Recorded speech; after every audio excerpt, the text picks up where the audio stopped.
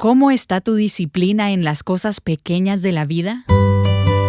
He descubierto en mi propia vida que si no permito que el Espíritu controle cada área de mi vida, incluso esas áreas pequeñas, esas áreas cotidianas, las que no son tan visibles para otras personas, entonces seré más vulnerable a la falta de control en otras áreas que son más importantes.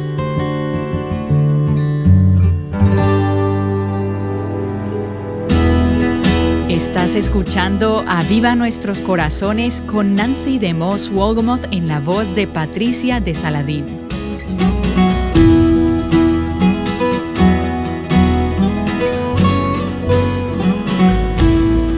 ¿Alguna vez has deseado que tus debilidades de carácter cambiaran en un abrir y cerrar de ojos? ¿Que aquellas cosas con las que luchas se esfumaran? Y es que en las áreas más prácticas de la vida necesitamos desarrollar dominio propio y disciplina. Hoy Nancy nos lleva a profundizar en esto y más al continuar su estudio sobre el poder transformador del amor redentor de Dios. En el día de hoy continuamos con el capítulo 2 de nuestro estudio del libro de Ruth. Y la palabra que resalta para mí en este capítulo es la palabra refugio. Veremos que Ruth encuentra refugio. Y la gracia de Dios se convierte en su refugio a pesar de ser una viuda. Es una extranjera que ahora vive en la tierra de Israel. Como recordarás, ella regresó con su suegra Noemí a Belén desde la tierra de Moab. Pero ella está muy sola porque es viuda y extranjera en esta cultura. Y está viviendo con una suegra que está amargada y frustrada. Y la Escritura nos da un pequeño vistazo de lo que viene y nos dice que Noemí tenía un pariente de su marido, un hombre de mucha riqueza, de la familia de Elimelec, que era el esposo de Noemí, el cual se llamaba Booz. Recordemos la ley del pariente redentor, la provisión de Dios donde un pariente podía ayudar a sus familiares empobrecidos. Y vamos a ver más de esto a medida que avancemos en los capítulos que nos quedan en el libro de Ruth. Pero aquí en este pasaje se nos dice algo de lo que Ruth y Noemí no tenían ni idea en ese momento. Y aunque ellas se encuentran entre las personas más pobres del país, Noemí tiene un pariente rico, quien de hecho se convertiría en su redentor. Y con frecuencia en las circunstancias de la vida, cuando nos sentimos atrapadas, solas y asoladas por la pobreza, ya sea pobreza literalmente o en nuestro espíritu, sentimos que no hay lugar a donde acudir. Lo que no sabemos es que Dios conoce el resto de la historia. Y Dios tiene una provisión lista. Y a su manera y en su tiempo, Él traerá esa provisión para sostener nuestras vidas. Y ahora, al comenzar en el capítulo 2, vemos algunas cosas de Ruth en este capítulo. No escuchamos mucho sobre Ruth en el capítulo 1 y nos enfocamos un poco más en Noemí. Y en Ruth podemos ver en esta porción un contraste con Noemí en varios aspectos. Veremos que Ruth tenía una visión de Dios muy diferente a la que tenía Noemí. Vimos que Noemí llegó a ver a Dios como su enemigo. Ella una y otra vez en el capítulo 1 dijo: «El Señor ha dado testimonio contra mí y el Todopoderoso me ha afligido. Siento que Dios no ha sido justo conmigo, de que las circunstancias que han llegado a mi vida son culpa de Dios. Si Él hubiera estado realmente alerta, no habría dejado que estas cosas llegaran a mi vida». Ahora, nunca diríamos esas palabras, pero a veces nos sentimos tentadas a sentirnos de esa manera y pensar que eso podría ser cierto. Pero veremos en Ruth una visión totalmente diferente de Dios cuando veamos este capítulo 2. Y como resultado de su visión de Dios, Ruth entonces tenía un espíritu muy diferente al de Noemí. No vemos en Ruth una pizca de amargura ni del resentimiento que vimos salir de la vida de Noemí. Simplemente no está ahí. Lo que podemos ver es libertad, dulzura, plenitud y liberación en su vida. Vemos que hay belleza ahí. Y eso es lo que hace a una mujer verdaderamente hermosa. Y entonces vamos a ver en esta mujer las cualidades de la virtud. Y de hecho, déjenme decirles que muchas de las cualidades que veremos en la vida de Ruth son las mismas cualidades que se enumeran en Proverbios 31 de la mujer virtuosa. Según la tradición judía, fue el rey Salomón quien escribió Proverbios 31, después de que su madre Betsabé le contara esta historia cuando Salomón era un joven. Y quizás ella le habló sobre su antepasado, sobre Ruth, que habría sido la tatarabuela de Salomón. O quizás le estaba describiendo esta mujer a su hijo, enseñándole las cualidades que debía buscar en una esposa. Así que en Ruth podemos ver un retrato de lo que es una mujer hermosa, una mujer piadosa. Vemos en ella el fruto de la verdadera conversión. Y si ustedes y yo nos hemos convertido verdaderamente, daremos frutos, daremos evidencias de una conversión genuina. Ahora, eso no significa que un día después de que nos convertimos, de repente ya nos parecemos a Jesús. Porque hay todo un proceso que se llama santificación. Y quiero aprovechar en este momento para animar a las jóvenes que nos escuchan a entender lo que nos hubiera gustado saber a algunas de nosotras que ya somos mujeres mayores, cuando éramos más jóvenes. Y quiero motivarte a que este tipo de mujer, una mujer como Ruth, sea tu modelo a seguir. No tomes tu visión de la feminidad de las mujeres de la televisión o de las mujeres de las revistas, de las mujeres que son los modelos o las heroínas de nuestra cultura. Lo que verás en el mundo es todo lo contrario de lo que verás en esta mujer. Y mi oración por ustedes que son más jóvenes, es que se conviertan en Ruths, que tengan ese tipo de espíritu, porque ese es el fruto del espíritu producido en la vida de Ruth. Y puedo entonces leer esta historia y comenzar a sentirme tan lejos, tan diferente al espíritu que veo en Ruth. Pero luego recuerdo que el mismo espíritu que vino sobre Ruth, en el sentido en el Antiguo Testamento, es el espíritu que vive en mí. Cristo en mí es mi esperanza de gloria. Él es quien me está formando y está transformándome. Y Él va a producir estas cualidades, este fruto en mi vida. Y ahora vayamos sobre el capítulo, porque esto nos tomará los próximos días. Vamos a seleccionar algunas de las cualidades que vemos en la vida de Ruth y que queremos que se conviertan en una realidad en nuestras vidas como mujeres. Capítulo 2, versículo 2. Y Ruth la moabita dijo a Noemí: Te ruego que me dejes ir al campo a recoger espigas en pos de aquel a cuyos ojos halle gracia. Y ella le respondió: Ve, hija mía. Partió pues, y espigó en el campo en pos de los segadores. Y quizás muchas de ustedes están familiarizadas con el concepto de espigar en el Antiguo Testamento. Pero para aquellas de ustedes que no lo están, recordemos que esta era una provisión en el Antiguo Testamento para los pobres. Era como un sistema de parte de Dios para proporcionar ayuda. Era la provisión de Dios para las necesidades de los pobres, las necesidades de los desamparados. Reflejaba una preocupación por los que no tenían nada. La ley requería que los segadores, cuando llegaba el momento de la cosecha, no trataran de recoger todo el grano de cada rincón del campo. Ellos debían dejar algo. Debían dejar algunas sobras, algunos restos. Entonces los pobres de la tierra podían venir y recoger lo que habían dejado los segadores. Y aquí vemos que Ruth toma la iniciativa. Cuando ella y Noemí regresaron a Belén, era la época de la cosecha, por lo que ya era demasiado tarde para plantar su propio grano y cosecharlo. Así que llegaron ellas como dos viudas muy necesitadas, solas en el mundo, y hasta donde ellas sabían, sin un hombre que proveyera para ellas. Y pienso que muchas personas, en tiempos de necesidad, esperan que otros provean para ellos. Y dicen, bueno, se supone que alguien debe satisfacer mis necesidades en este momento. Pero vemos aquí en Ruth la disposición humilde y de servicio, y antes de ponerse a reclamar, ella hizo lo que Dios había dispuesto para ella hacer en este momento. Nunca la vemos lloriqueando, quejándose o reclamando.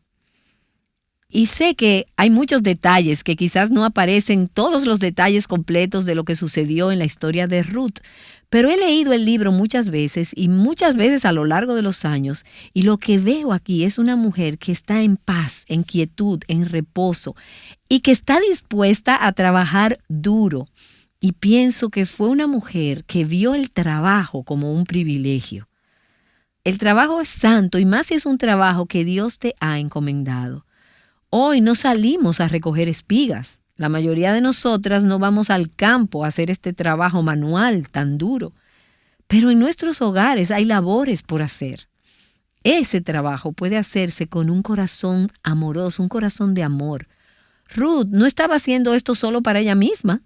Ella también estaba cuidando de su suegra viuda y estuvo dispuesta a trabajar.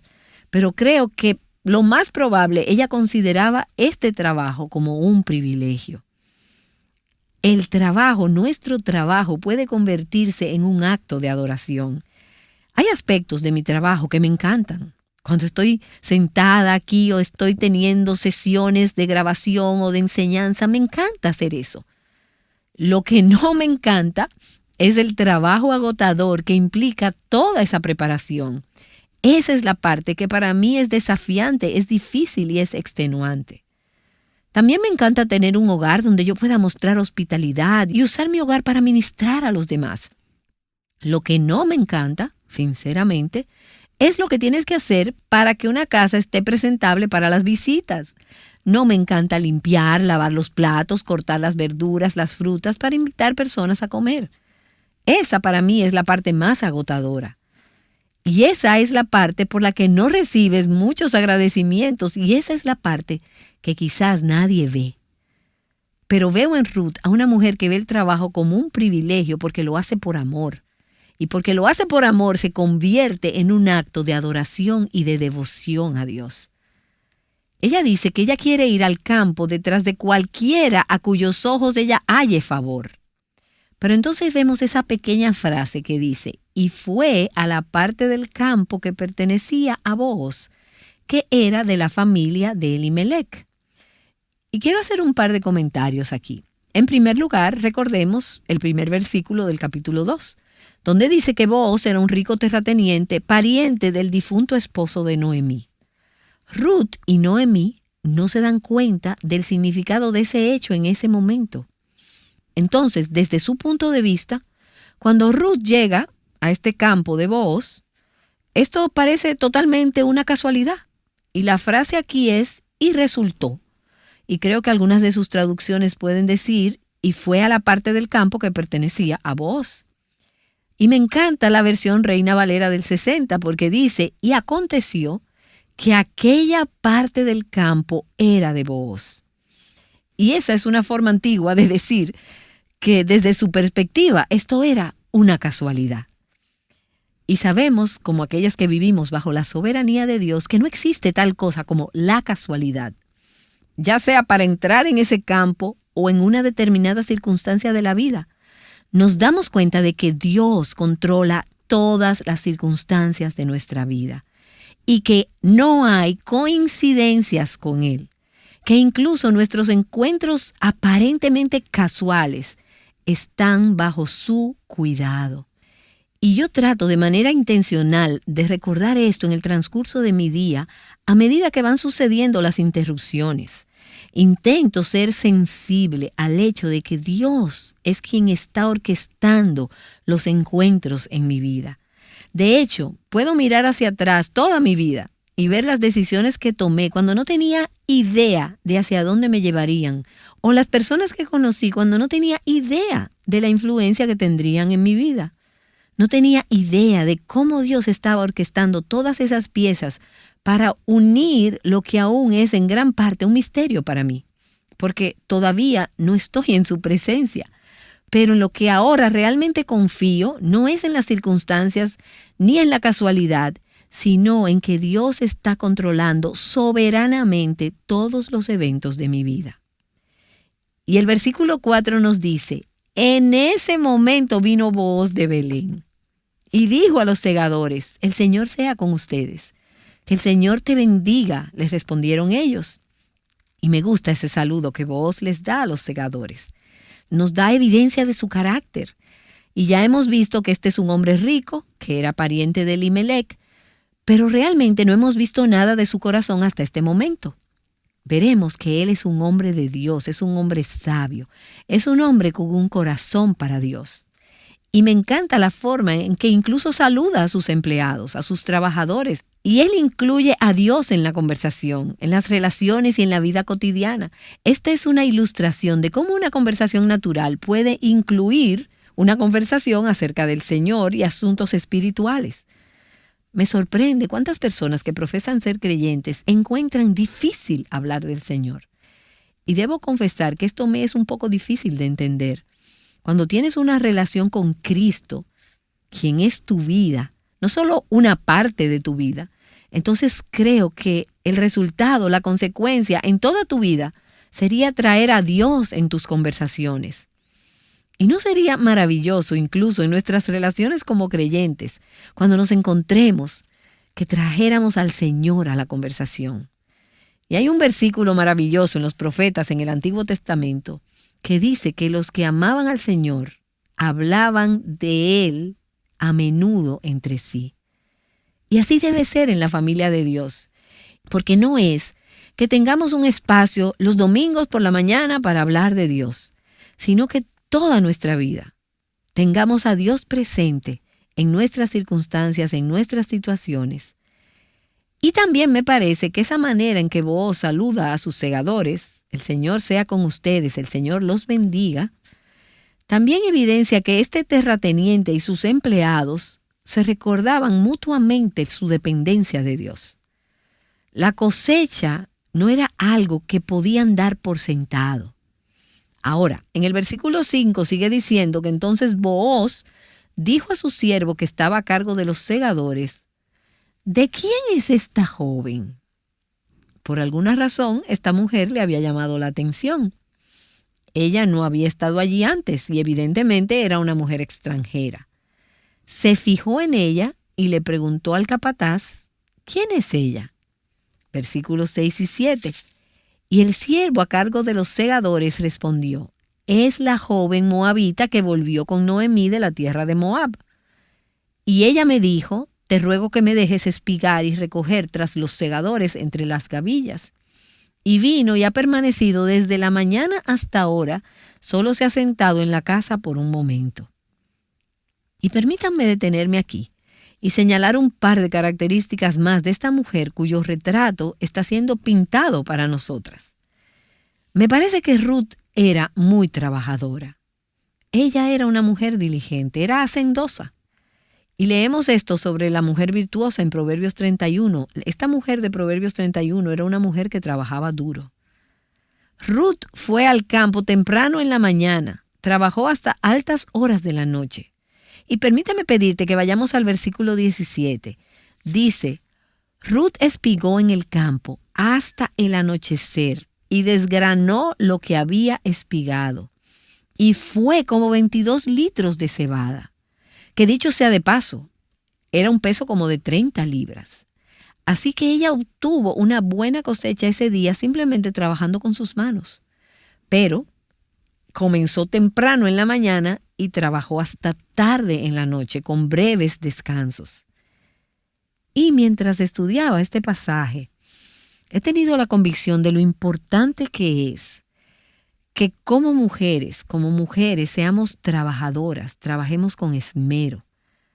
A menudo me encuentro en mi trabajo o en mi estudio tan distraída, a veces tomando más descansos que el trabajo que estoy haciendo. Y el Señor ha usado este pasaje para mostrarme la necesidad de una mayor diligencia y de trabajo arduo en mi propia vida. Puede ser en la limpieza de nuestros hogares, o puede ser en la crianza y en la educación de los hijos. En algunos de estos asuntos de trabajo arduo, diario, podemos dejar que las cosas se nos escapen. Pero no vamos a tener el fruto ni la bendición ni la gran cosecha que podríamos recoger si no estamos dispuestas a hacer el trabajo.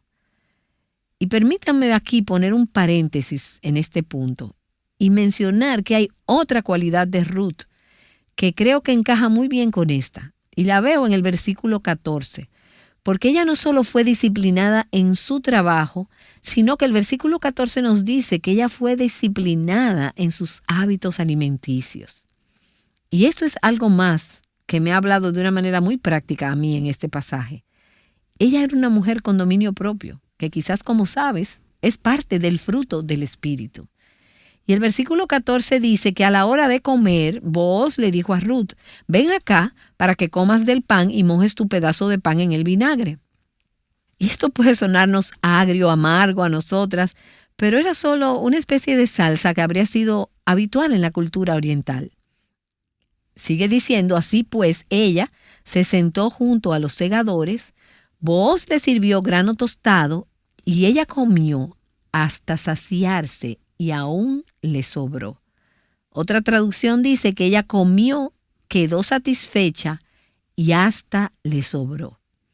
Y aquí tenemos a una mujer que incluso en los asuntos más prácticos de la vida es disciplinada. Ella tiene dominio propio. De hecho, podríamos obtener mucha información sobre hábitos alimenticios aquí. Noto que era una dieta alta en carbohidratos, que ella se sienta a comer y se alimenta de la forma adecuada. Y hay algunas cosas verdaderamente prácticas aquí. En nuestras conferencias por todo el país, les pido siempre a las mujeres que entreguen solicitudes y tarjetas de oración. Y uno de los problemas más comunes que las mujeres comparten con nosotros, conmigo, es uno que yo entiendo, y es el área de la esclavitud a la comida. Muchas mujeres dicen: me siento tan controlada por la comida. Para algunas es comer demasiado. Para otras es no comer lo suficiente. Y por cierto, no puedes deducir al ver la apariencia física de alguien y saber a simple vista si es un área de esclavitud para esta persona. Porque hay algunas mujeres que son muy delgadas y tienen problemas con la comida y quieren controlar sus propias vidas y sin embargo no se rinden al control del Espíritu Santo. No sé por qué esto es un problema para nosotras, especialmente como mujeres. Pero creo que probablemente se remonta al huerto del Edén, a Génesis capítulo 3. Pero en el caso de Ruth, aquí vemos a una mujer que, aunque era joven en su fe, estuvo dispuesta a entregar incluso sus hábitos alimenticios al control del Espíritu Santo.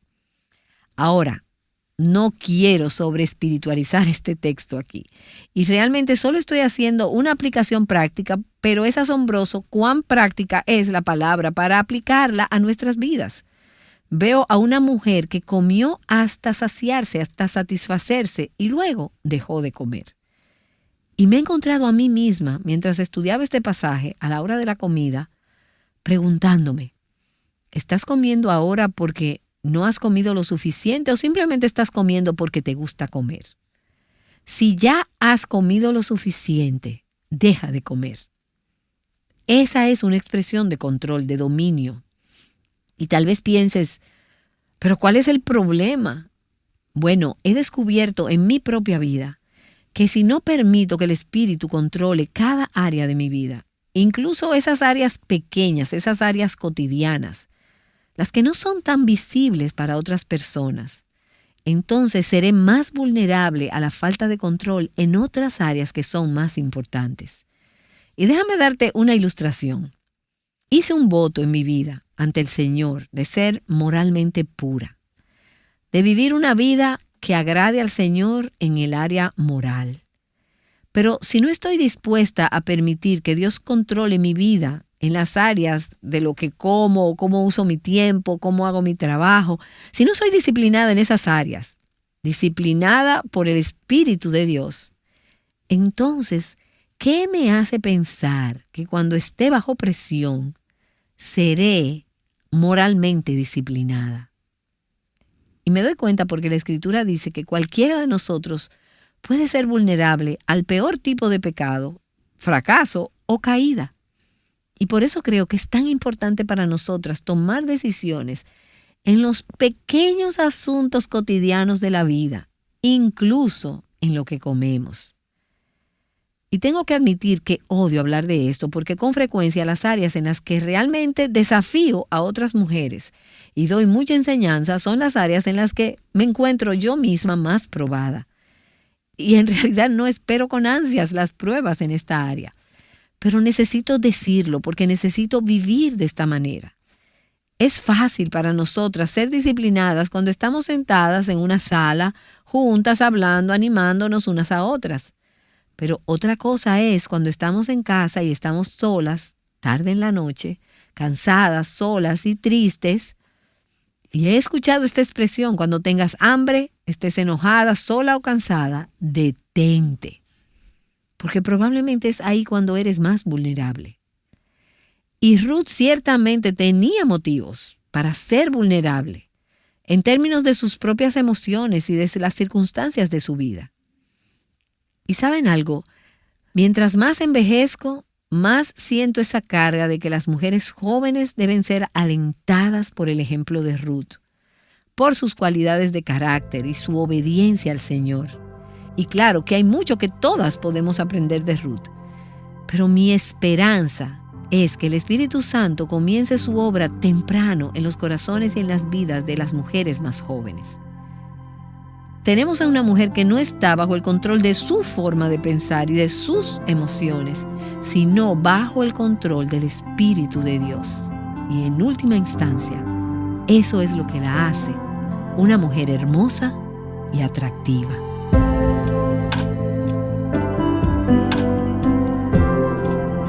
Creo que más a menudo de lo que quisiéramos admitir no hemos vivido según el Espíritu, pero por la gracia de Dios podemos crecer y ser transformadas por Él en mujeres hermosas.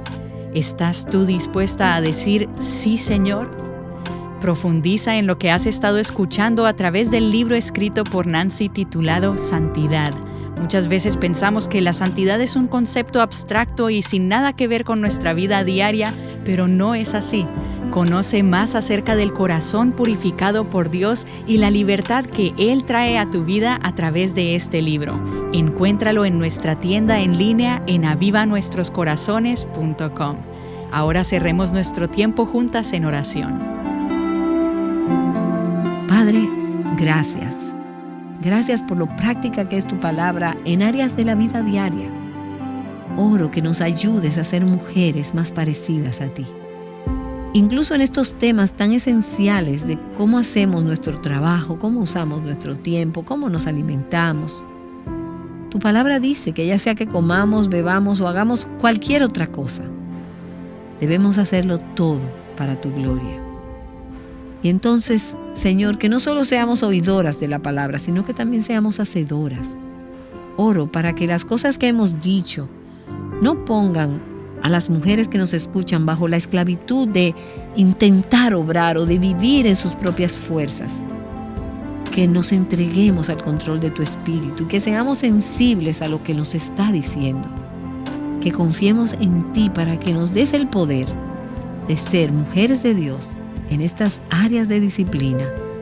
Te lo ruego, Señor, en el nombre de Jesús. Amén.